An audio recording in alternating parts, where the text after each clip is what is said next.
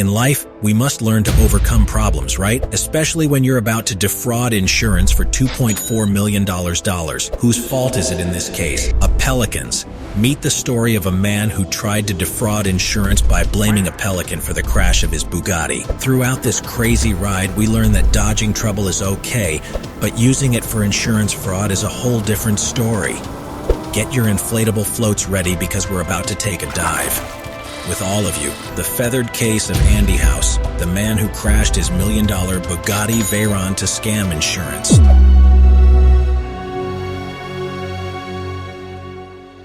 Today we delve into the exciting world of crashed Bugattis and crooked insurance tricks. That said, get ready to let out a few laughs as we explore stories of cars that took a dive and insurance policies more expensive than a Bugatti's gas. You know, friends, we're talking about Bugattis, the supercars that turn heads as fast as their insane speeds. They're so expensive that just touching one could leave a hole in your wallet bigger than a lunar crater. Why does a crashed Bugatti always make headlines? Well, it's simple because they're more expensive than dinner with royalty. The good life. Bugatti is that brand that makes fewer cars than you find in a cereal box.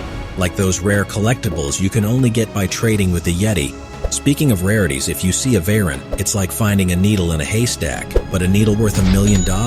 Yeah, you heard that right. $1 million for a vehicle that doesn't even bring you coffee in the morning, and all this, because there are only 300 examples made in all of history. Well, turns out a fresh Bugatti Veyron from the dealership decided to take a dip in the US Gulf Bay in a high-speed water crash. Splash! I guess it wanted to be a luxury submarine. Unbelievable. In fact, the story starts right there. Let's better meet our protagonist, Andy House, who, like a true captain of recovered exotica, decided it was time to put his sailing skills to the test with a Bugatti Veyron. And as if that wasn't enough, he decided to take it for a ride on a quiet lagoon in Lamarck, France, in the now legendary November 2009.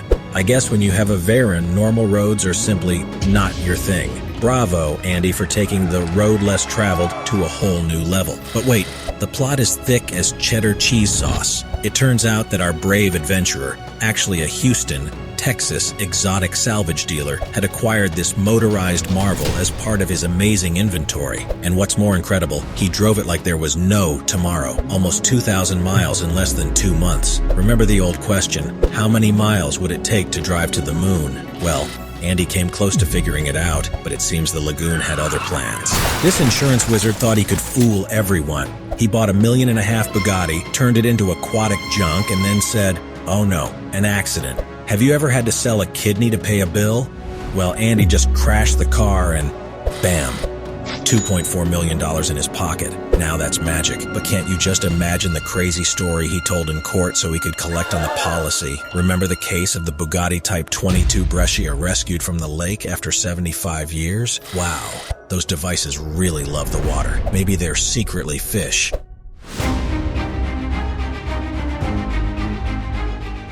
Now, if you thought the story of the underwater Bugatti was already outlandish enough, get ready for an extra dose of craziness and shenanigans. Yeah, friends, this is not just a dip in the water, it's a dip in the murky waters of insurance fraud. There was good old Andy, thinking he could pull off the greatest tricks, and someone said, "Let me show you how a Bugatti disappears." Not only did he dive into the lake, but he also tried to swim with the insurance money. Imagine the poor pelican flying low and seeing a Bugatti speeding towards him. He probably thought it was an extravagant version of Hitchcock's The Birds, and in his desperation to try to explain the accident, the most coherent version indicated that there was only one possible culprit, and in this case, it was a feathered creature with a long beak. Oh yeah, that dangerous pelican was the perfect culprit according to Andy. The guy was so distracted with his phone that he claimed to have seen a kamikaze pelican. Attention world, pelicans are launching an air traffic attack. But wait a minute.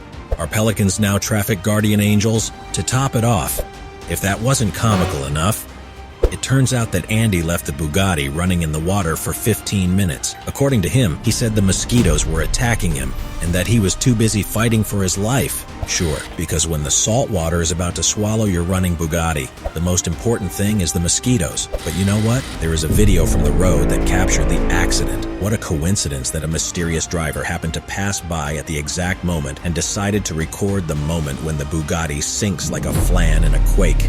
Now, of course, there is no trace of Pelicans in that video, just a car unceremoniously plunging into the water. Suspicious. Right here comes the climax of the story.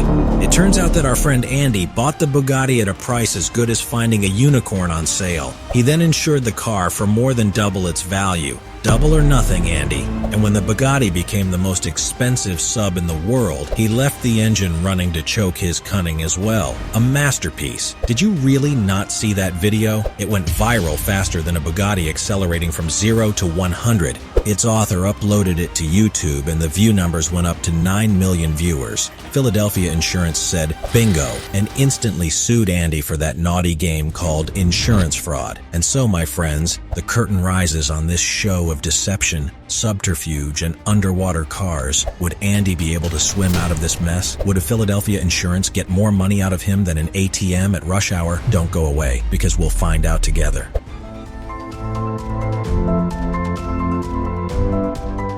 At this point in the story, we'll find out the philosophical question we never knew we needed to solve. Would pelicans end up behind bars? Imagine this, a pelican in a striped suit carrying a small sign that says, aviary prisoner. Can you visualize it? Well, let me introduce you to the case of pelicans behind bars, an interrogation that turns the world of birds and insurers upside down. At a certain point in the plot, before being attacked to death by mosquitoes, pelicans, and an unforeseen lagoon, Andy House had to set himself a daunting task.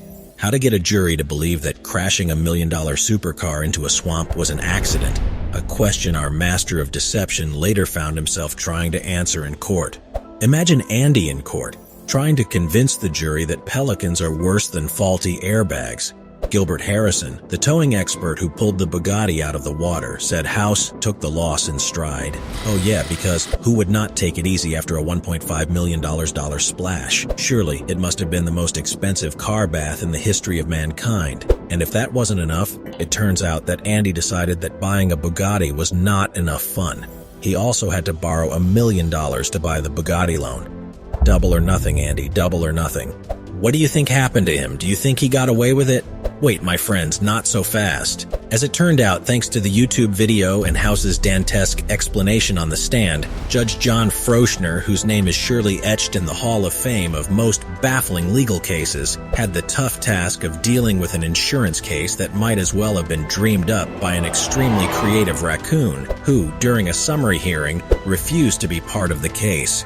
Let me rescue this pearl of confusion directly from the text. The judge decided that he was not qualified to resolve the confusing factual circumstances and refused to resolve the matter. Oh yeah, dear judge, I completely understand you. Sometimes the legal world seems like a maze of obscure terms and tangles worthy of a soap opera. Later, the Texas court ruled and said, fraud all around. And so, the master of deception was found guilty and got his 1-year passage at the Justice Hotel. I imagine Andy was not expecting such an exclusive lodging plan. Remember how Andy said the mosquitoes kept him from turning off the engine? Oh, what a master strategy. In fact, it was mentioned in court that House tried to convince a friend to steal his car and then set it on fire. Not even Sherlock Holmes would have been that cunning. Forget carrier pigeons, now torched cars are the new craze. And of course, all in pursuit of that juicy cover indemnity. Although here among us, the Pelican story sounds much more convincing, doesn't it? Still, in a final plot twist, Andy confessed his guilt in the 2014 accident after 5 exciting years of incarcerated Pelican. What did Andy receive for his performance in this automotive drama? 1 year in prison and 3 years probation. A super reduced sentence for the protagonist of such a bizarre episode. As you can imagine, the plaintiff insurer was asking for at least 20 years in federal prison. With the fraud mark tattooed on his record, Andy will now find himself swimming in even deeper legal waters.